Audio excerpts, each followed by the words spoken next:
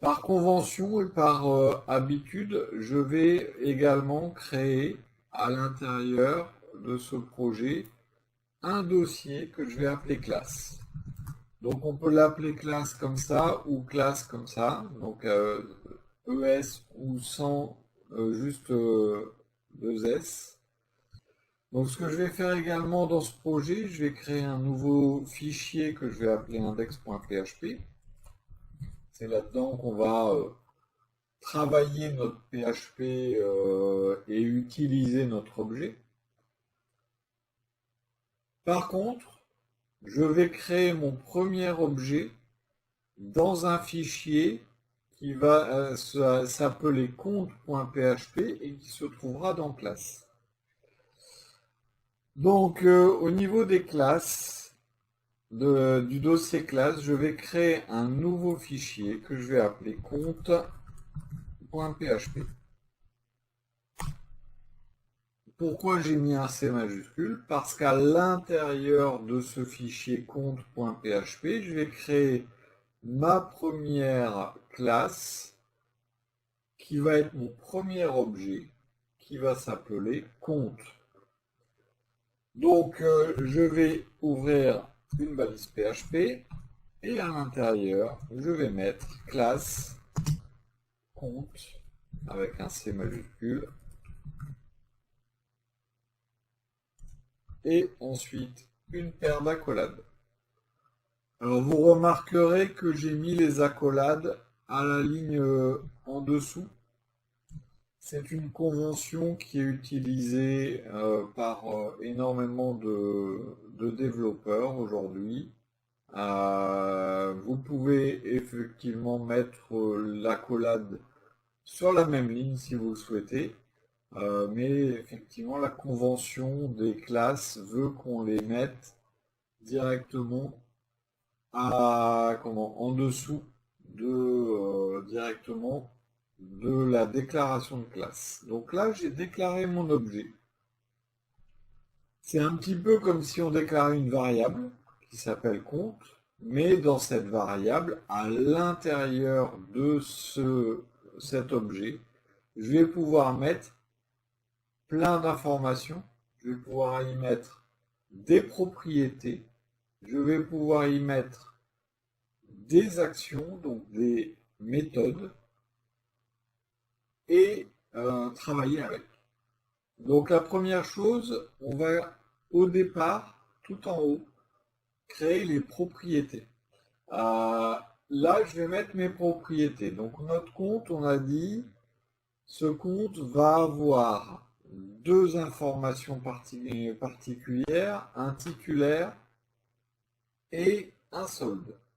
Eh bien, pour déclarer un titulaire, je vais utiliser donc un mot-clé qui s'appelle public. Je ne suis pas obligé de le mettre. Si je ne le mets pas, c'est public. Donc public, $titulaire.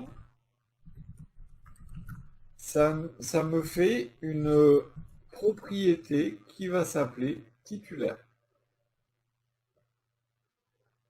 Ensuite, je vais mettre également public, $solde. Ça me fait une propriété qui s'appelle solde. Donc, par exemple, sur la classe compte, je vais me mettre juste au-dessus. C'est pour ça que j'avais passé une ligne tout à l'heure. Je vais me mettre juste au-dessus et je vais taper slash étoile étoile. Et donc, avec PHP Doc Blocker, en mettant entrée, il me propose donc déjà, alors il me dit undocumented class et je peux changer la description de ma classe. Alors habituellement je mets en anglais, mais là je vais le mettre en français. Donc c'est objet compte bancaire.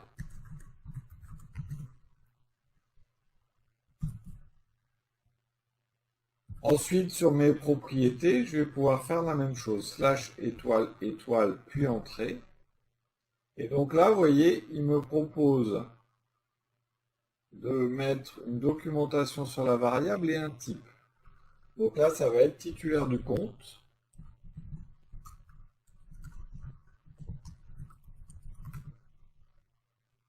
Et donc le type, ça va être string.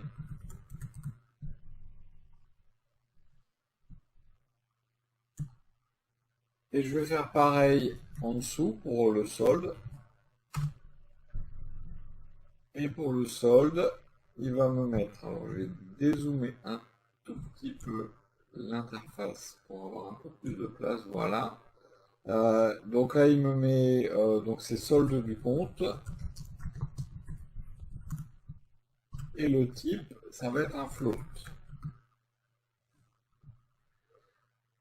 À quoi ça sert? Eh bien tout simplement à ce que Visual Studio Code, par la suite, quand je vais pointer sur les différents éléments, je vais avoir les différentes informations qui vont apparaître directement à quel que soit l'endroit où je me trouve. Il va systématiquement rechercher les informations. Donc par exemple là, je sais que c'est une propriété qui est publique, qui vient de mon objet compte, qui est le titulaire du compte et qui doit être une chaîne de caractères. Donc, au niveau de ma documentation, voilà, j'ai mon titulaire, j'ai mon solde. Maintenant, j'ai créé mon objet. Je vais devoir l'utiliser. Pour pouvoir l'utiliser, je dois l'instancier. Ce qu'on appelle l'instancier, c'est créer une instance, une version de mon objet qui va être utilisée sous la forme d'une variable. Donc je vais pouvoir instancier plusieurs fois mon même objet et je vais avoir plusieurs versions de ce même objet avec différentes valeurs dans les différentes propriétés. Donc pour faire ça, je vais aller dans mon fichier index.php et la première chose que je vais devoir faire pour l'instant, puisque j'ai pas d'autoloader, je vais aller chercher mon fichier en faisant un require once. Donc require once et je vais mettre classe slash compte.php. En ayant appelé ce fichier compte, je vais pouvoir maintenant instancier une première fois mon compte. Donc on instancie le compte. Et donc là, par exemple, je vais faire $compte1. Je vais en faire deux, hein, et je lui dis new, nouveau compte. Là, j'ai instancié mon compte. Là, j'ai instancié mon compte, donc j'ai créé une version de cet objet compte et je l'ai stocké dans la variable compte1. Imaginons que je vais faire un compte 2. Je vais lui dire dans compte 2, je mets un autre compte, un nouveau compte. Mais j'aimerais bien pouvoir écrire le titulaire du compte 1. Eh bien, on écrit dans la propriété titulaire. En faisant quoi? Eh bien, en utilisant la flèche, la simple flèche, qui me permet d'accéder à une propriété ou à une méthode de mon objet. Donc si je regarde compte 1 et que je lui mets avec la simple flèche que je lui mets directement le titulaire, vous voyez, il me le propose. Hein. Donc là, si je regarde, j'ai titulaire qui m'est proposé et il va me chercher la documentation que j'avais créée. Donc il me dit que c'est dans l'objet compte. c'est le titulaire du compte, et il me dit à l'intérieur, je dois mettre une chaîne de caractères. Donc là, si je mets titulaire, égal, et je dois lui mettre une chaîne de caractères. Donc par exemple Benoît. Sur le compte 2, je vais pouvoir faire un $compte 2, flèche titulaire, égal, et Robert.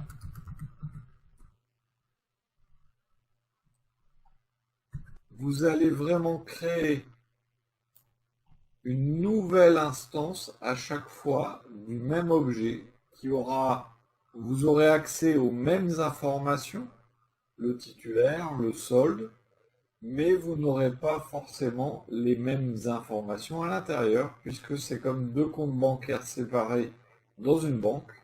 Vous avez bien sûr des titulaires différents et des soldes différents. Donc d'ailleurs, le solde, si on écrit,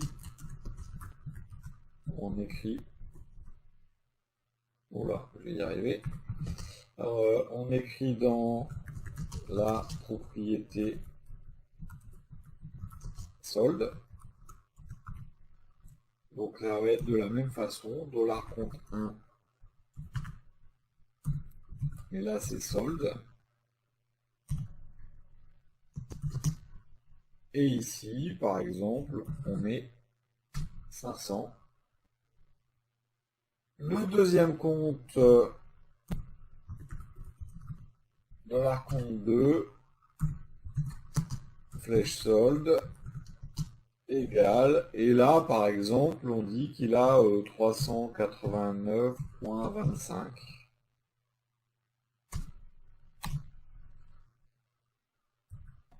C'est comment déclarer notre objet. Donc, on déclare notre objet avec le mot-clé classe. Ensuite, on a défini deux propriétés, une propriété titulaire, une propriété solde. Et ça, donc, ça veut dire qu'il faut qu'on donne systématiquement en plusieurs lignes, on instancie l'objet, puis on définit les différentes valeurs. Alors il y a une méthode un petit peu plus sympa pour déclarer un objet, c'est de créer, enfin pour instancier un objet, pardon, je vais utiliser les bons mots, c'est de créer une méthode qui est appelée un constructeur. Un constructeur, c'est la méthode. Donc, une méthode, c'est une fonction, on va le voir juste après. Une fonction dans un objet. C'est une méthode qui est appelée automatiquement dès que vous créez une instance de l'objet. On pourrait imaginer qu'on a systématiquement un besoin d'un titulaire et d'un solde d'ouverture au moment de l'ouverture du compte. Vous allez dans votre banque, vous dites je veux un nouveau compte bancaire, je veux créer ce compte. Le banquier va construire le compte pour vous. Vous allez acheter une voiture, le concessionnaire va faire construire la voiture. Et bien là, on va créer une instance pour le compte, on va construire cette action, cette instance, pardon. Et donc, ce constructeur est une fonction et on va lui dire, dès qu'on veut créer une instance de ce compte, voilà ce que tu dois faire. Donc imaginons qu'on ait besoin d'un titulaire et d'un solde à la construction de notre instance. Eh bien, la première chose qu'on va faire, on va créer une fonction donc public. Alors le public, on y vient cet après-midi hein, sur la visibilité. Et cette fonction est une fonction dite fonction magique de PHP. C'est une fonction qui va automatiquement s'exécuter dès lors qu'on va faire un new sur cette classe. Et donc elle s'appelle underscore construct. Hop là, c'est pas clone. Construct. C'est une fonction magique qui est le constructeur de notre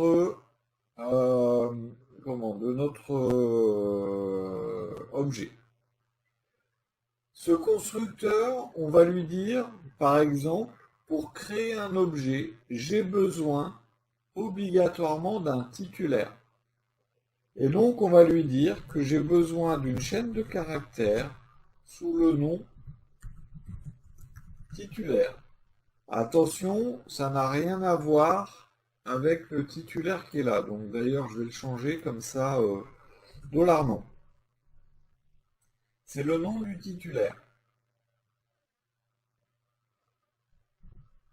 C'est vrai qu'habituellement, on met la même chose que la propriété hein, pour des soucis de clarté, mais là, je vais vous, étant donné que c'est une intro sur les concepts de base, je vais vous démontrer que c'est différent. Donc là, on demande, à chaque fois qu'on va construire notre objet, on demande à notre constructeur d'attendre un nom. Et qu'est-ce qu'il fait avec ce nom? Eh bien, on attribue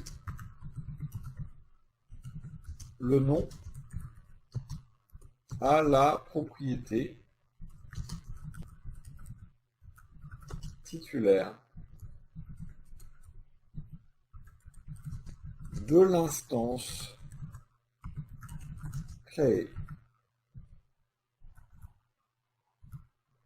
Et l'instance créée, à l'intérieur de l'objet, l'instance de l'objet est connue en PHP sous le nom this.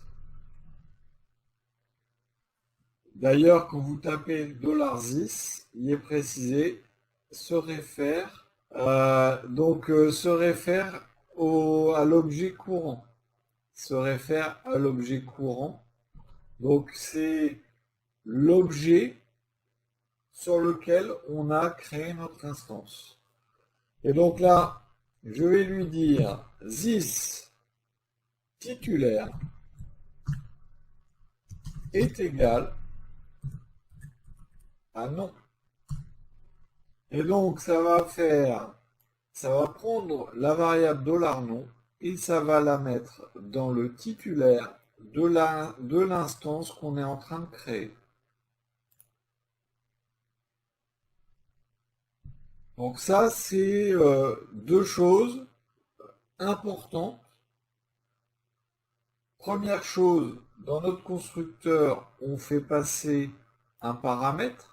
Alors là, je le force à être une chaîne de caractères. Donc ça permet de forcer vraiment à ce qu'on ait une chaîne de caractères qui soit entrée. Si je mets un tableau, par exemple, ça ne marchera pas. Si je mets un nombre, il sera transformé automatiquement en chaîne de caractères. Et là, donc, on injecte le nom à l'intérieur de la propriété titulaire. Donc je vais commenter un petit peu, donc je vais documenter. Donc là c'est le constructeur du compte bancaire. On attend un paramètre sous le nom $nom, un paramètre string, et là c'est le nom du titulaire. Ce qui veut dire que là maintenant, étant donné que j'ai un constructeur, je ne peux plus instancier mon compte, vous voyez, c'est souligné en rouge. Je ne peux plus l'instancier sans passer un titulaire. Pourquoi? Parce qu'il y a un constructeur et on me demande le nom du titulaire. Donc la première chose que je dois faire maintenant, c'est insérer ici le nom du titulaire. Et donc je n'ai plus besoin d'écrire dans la propriété titulaire. Donc même chose ici, je vais devoir passer Robert. Et je n'ai plus besoin d'écrire à l'intérieur. Alors vous pouvez imaginer, bien sûr, qu'on va faire ça avec les différentes propriétés qui sont nécessaires au fonctionnement de notre compte bancaire. Donc là, sur le compte bancaire, ici, je vais également ajouter le solde. Et le solde, c'est un float. Donc je vais mettre float.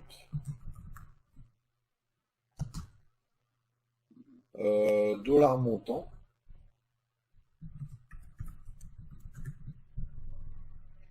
Et là, je vais le mettre facultatif. C'est-à-dire que si on ne le met pas, je vais lui mettre 100 euros.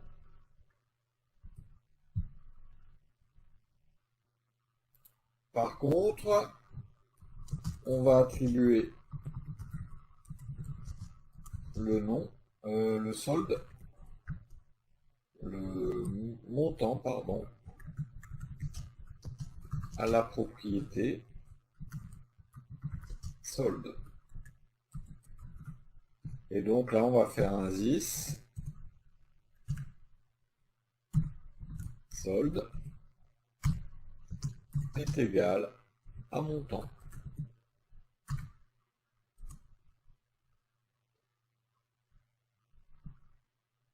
Dans mon fichier index,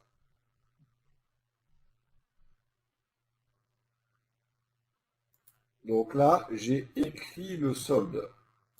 Pourquoi? Parce que dans le constructeur, je lui ai précisé une valeur au cas où l'information n'aurait pas été donnée. Alors ce que va faire également le float que j'ai mis juste ici, il va m'empêcher de me tromper. C'est-à-dire que là, si jamais dans mon compte 1, je lui mets ici, non pas 500 mais bonjour,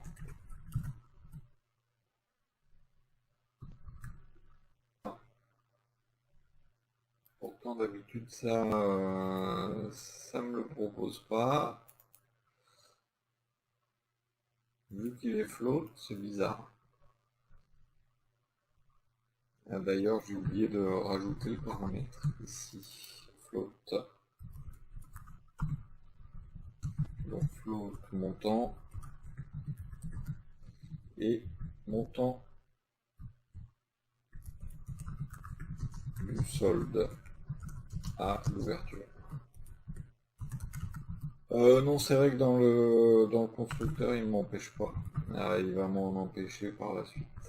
Ça pose pas de souci. Donc là, j'ai documenté. Vous pouvez documenter au fur et à mesure. @param qui permet de mettre un paramètre.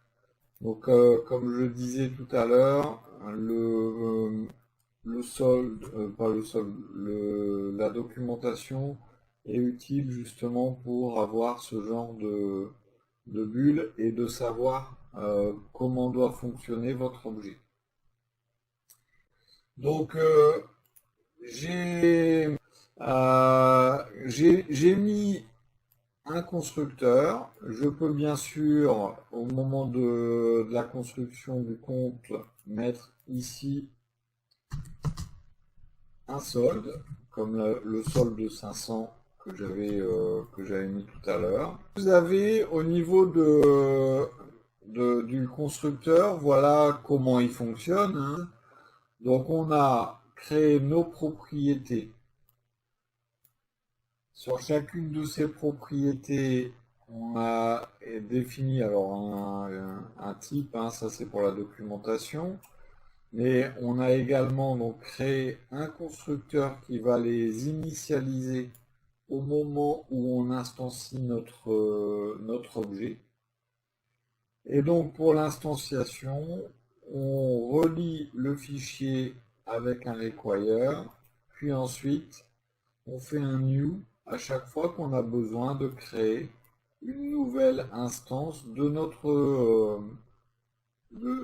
objet.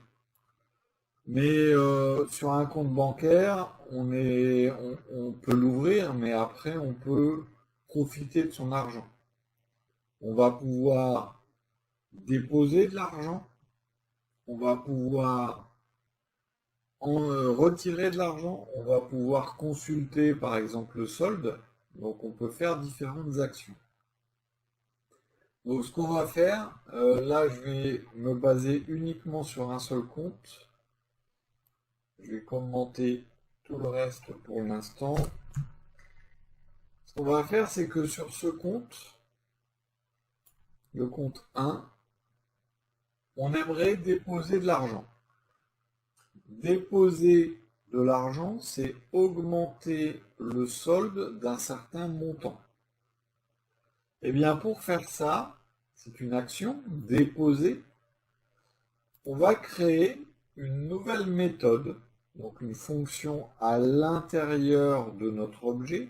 Donc on est toujours à l'intérieur, hein, cette accolade est là systématiquement à la fin. Et on va créer une nouvelle méthode, donc qu'on va mettre en public. Je rappelle une nouvelle fois, on verra public, private, protected par la suite. Donc sur une méthode publique, public function, et public function, on va déposer de l'argent. Eh ben, on va l'appeler déposer. Déposer. Et déposer de l'argent, ça va être déposer un certain montant. Un montant que je vais appeler montant, tout simplement. Ensuite, au niveau de ma méthode, je vais ajouter ce montant au solde. Mais vu qu'on dépose de l'argent, il faut qu'on vérifie potentiellement si le montant est bien positif. On va vérifier également si le montant, si c'est bien un entier. On va forcer à ce que ce soit un entier. Donc là, un entier, ou d'ailleurs ça peut être une valeur décimale, donc on va le mettre en float. Donc à l'intérieur des parenthèses, juste avant, on va lui dire qu'on veut un float. Mais on va vérifier quand même qu'il est positif. Déposer moins que 0, c'est retiré. Donc, première chose qu'on fait, on vérifie si le montant est positif. Donc là, c'est un if, dollar montant est supérieur à 0. Déposer 0, ça sert à rien. Et donc là, si le montant est positif, eh bien dans ce cas-là, on fait un $10 solde est égal, plus égal, pardon, on ajoute plus égal dollar montant.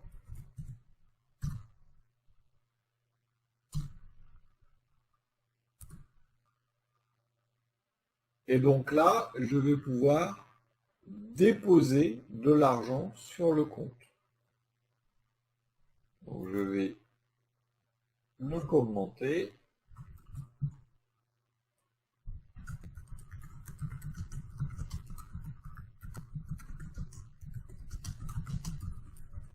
déposer de l'argent sur le compte, c'est un float qui s'appelle $montant, montant déposé.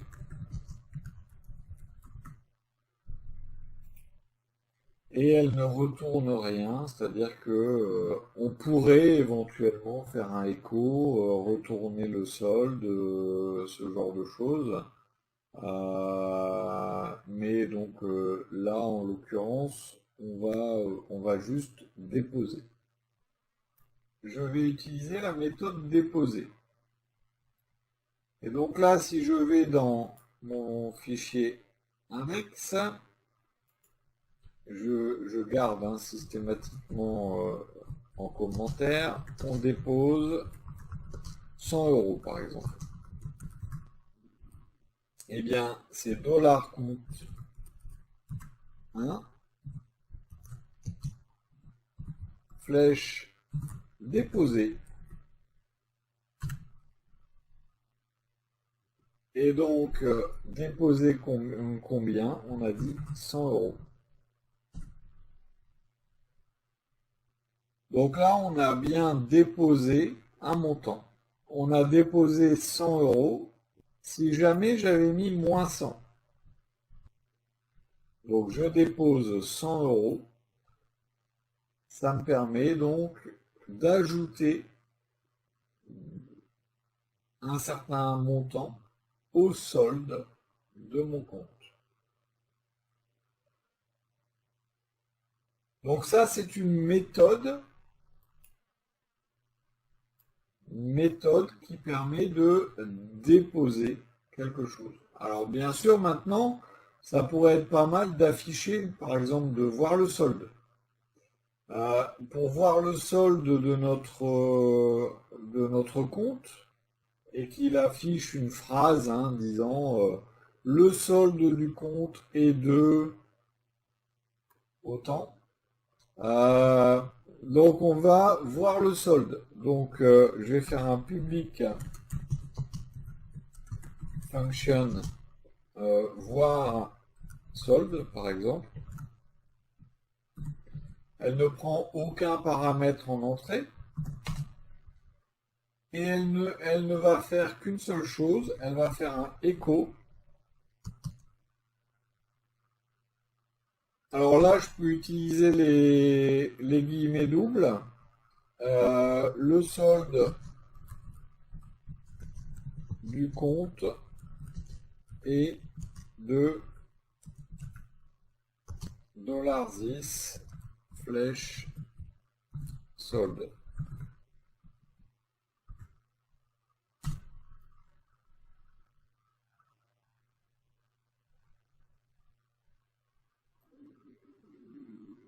Donc, en faisant ça,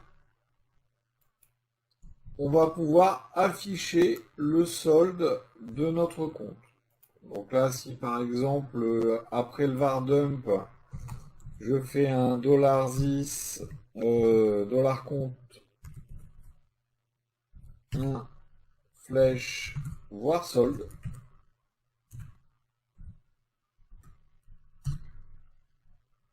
€600.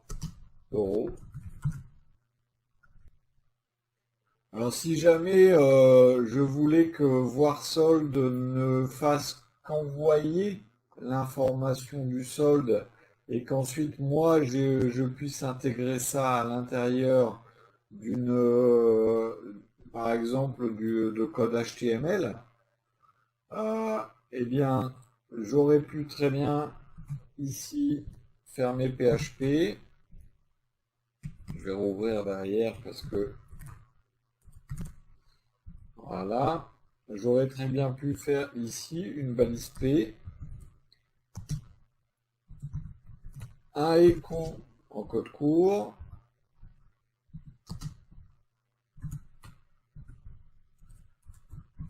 comme ceci. Mais ça veut dire que vu que je fais un écho ici à l'intérieur de mon HTML, il me suffit maintenant de faire un return directement. On retourne la phrase. Return ne fait que retourner l'information. le echo l'affiche directement. Donc là, par exemple, si je commente ça, ça va me faire return string. Et donc ici, retourne, retourne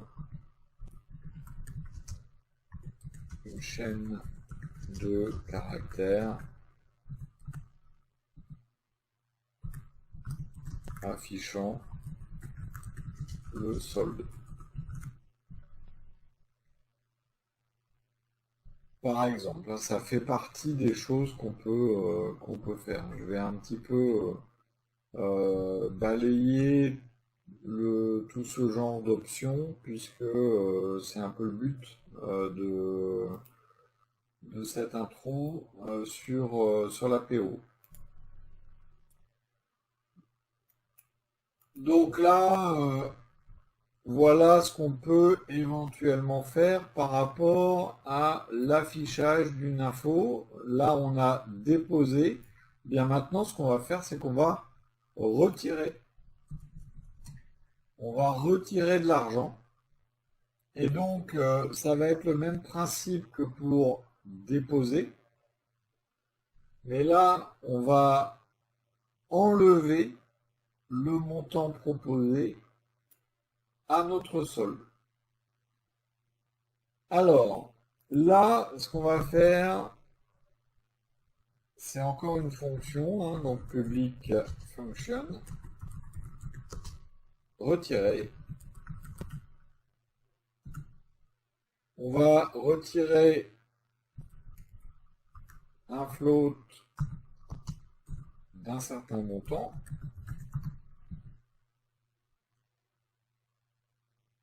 Voilà. Et quand on retire de l'argent, on ne peut pas retirer plus que ce qu'on a. Et on ne peut pas non plus retirer un montant négatif parce que ce serait un dépôt. Dans ce cas-là, retirer moins 100, ça fait déposer 100. Donc on doit vérifier non seulement que le montant n'est pas négatif, mais qu'en plus, notre solde est suffisant. Donc on vérifie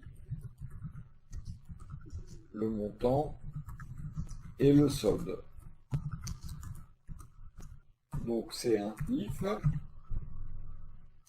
$montant supérieur à 0 et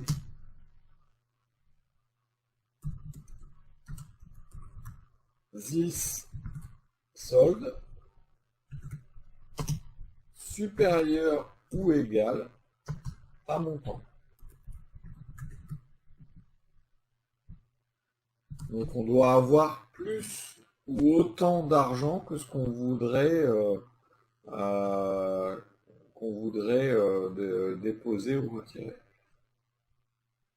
Donc une fois qu'on a vérifié, on peut effectivement retirer l'argent directement de notre montant. Sinon, donc, de notre solde, pardon. Sinon, éventuellement, on peut faire un écho, par exemple. Montant invalide ou solde insuffisant.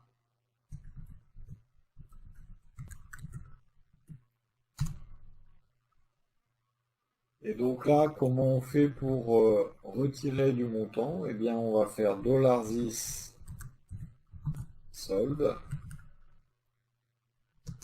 moins égal, puisqu'on enlève le montant.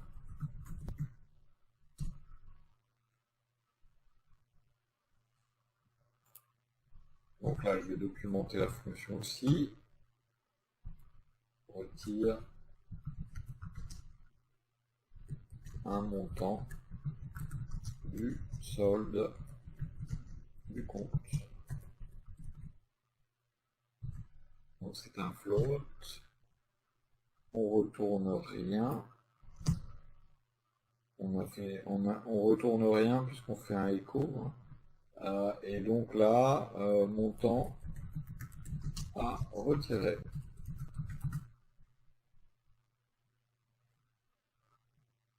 Ça veut dire que là, maintenant, je peux retirer, par exemple, donc dollar compte 1, flèche retirée 100. Bon, je vais remettre le bordel un peu plus bas. Si j'essaie de retirer moins 100, et si j'essaie de retirer 700, grâce à cette méthode et à ces vérifications, qu'il est conseillé, qu'il est fortement conseillé de mettre en place. Faites bien les vérifications des différents éléments que vous allez manipuler parce que il faut que ça marche que ça marche à tous les coups. Donc vous avez voilà les différentes informations de base sur la création, l'instanciation d'un objet, la création. Donc je reviens rapidement sur les différents éléments, hein. Donc la classe compte qui vous permet de définir en fait le nom de votre objet. Objet nommé avec une majuscule au début et ensuite si c'était compte bancaire on mettrait compte bancaire de cette façon. Ensuite le nom du fichier doit être le même que le nom de la classe. Une seule classe par fichier, ça c'est vraiment très important, hein. Ça fait partie des bases, une seule classe par fichier. Vous avez les propriétés qui sont la plupart du temps déclarées en premier. Et j'ai oublié de mettre, c'est pas ça que je voulais faire, c'est slash méthode. Donc les propriétés qui sont déclarées en premier, alors moi je les documente au maximum, hein. Il y en a qui font, qui s'embêtent pas, hein. Ils les mettent comme ça. Voilà. Euh, et à vous de voir à quoi elles servent et ce qu'il y a dedans. Donc il vaut mieux documenter vraiment au maximum.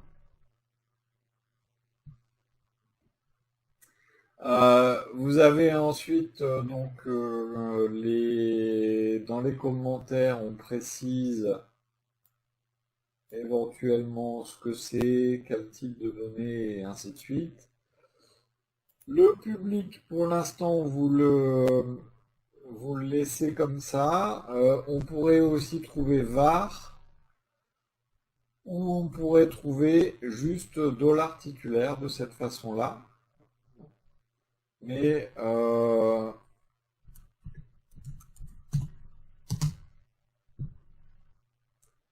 quand vous avez défini vos propriétés, vous avez ensuite en dessous les méthodes.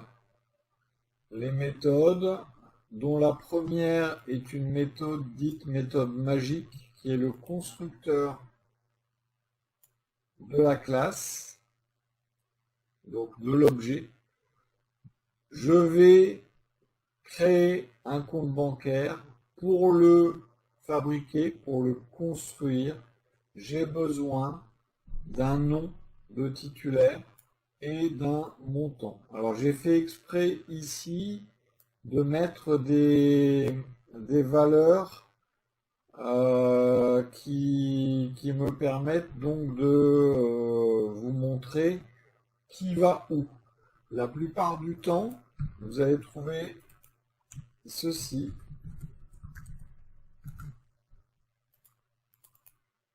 Et cela.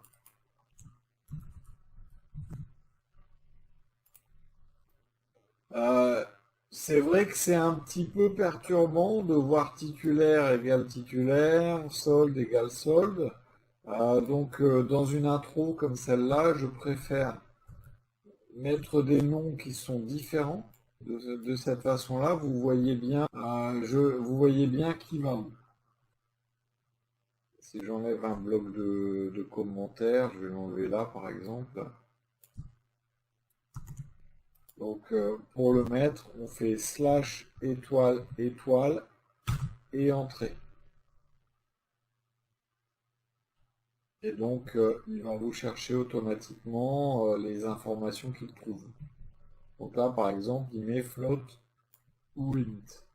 Parce qu'il a détecté qu'à certains endroits, ici, je mets float et j'ai mis un int. Donc il est allé détecter les différentes infos. Euh, donc, slash étoile étoile, et ça vous prépare les blocs.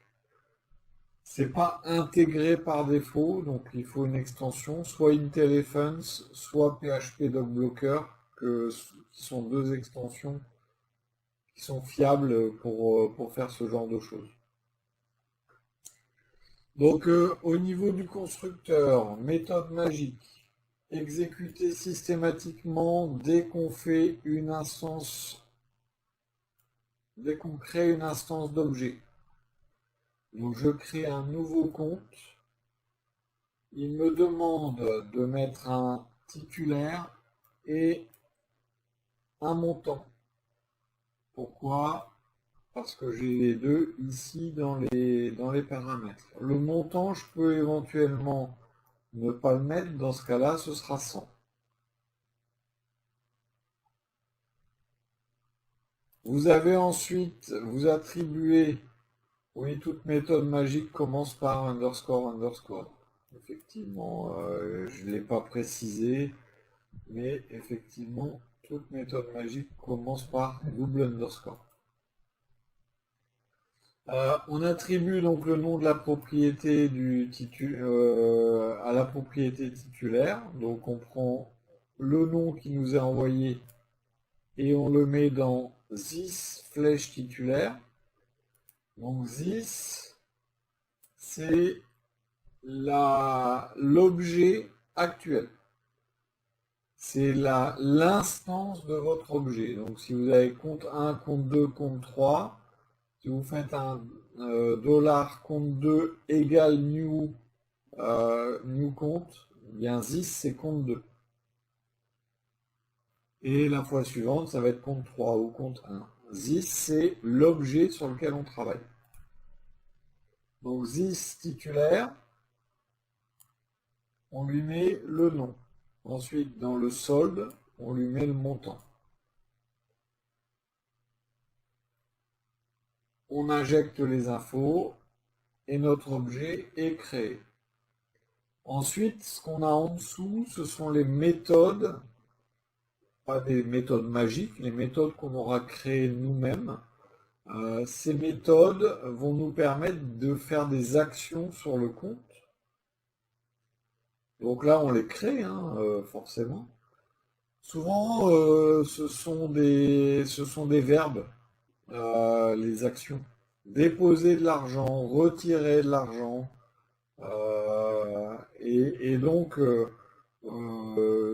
La plupart du temps, quand vous avez une idée d'une action sur un objet, vous allez avoir une méthode qui va être créée.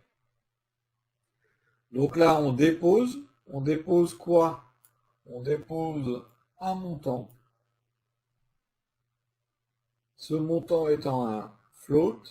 Ce montant est un float. Donc c'est pour autoriser un float directement sur la propriété.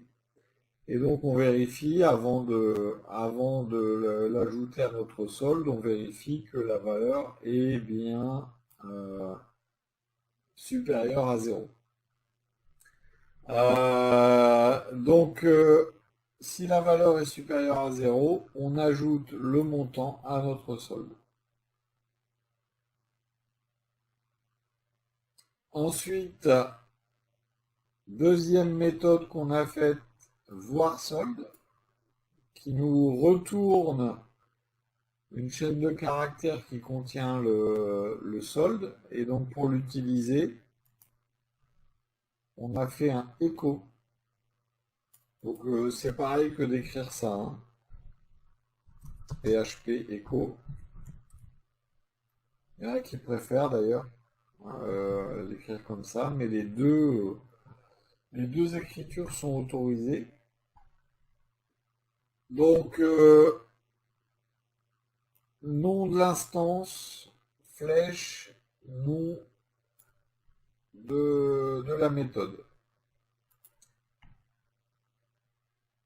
Et pareil, donc pour le retrait, on vérifie est-ce que le montant est supérieur à 0, parce que on retire de l'argent, on ne retire pas une somme négative, sinon c'est un dépôt, c'est ce que je disais.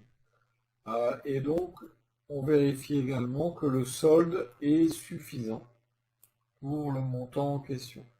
Donc il doit être supérieur ou égal à notre montant. Une fois qu'on a vérifié ça, si c'est bon, on réduit le solde de la valeur du montant. Sinon, on va afficher un message d'erreur. Si je retire 500,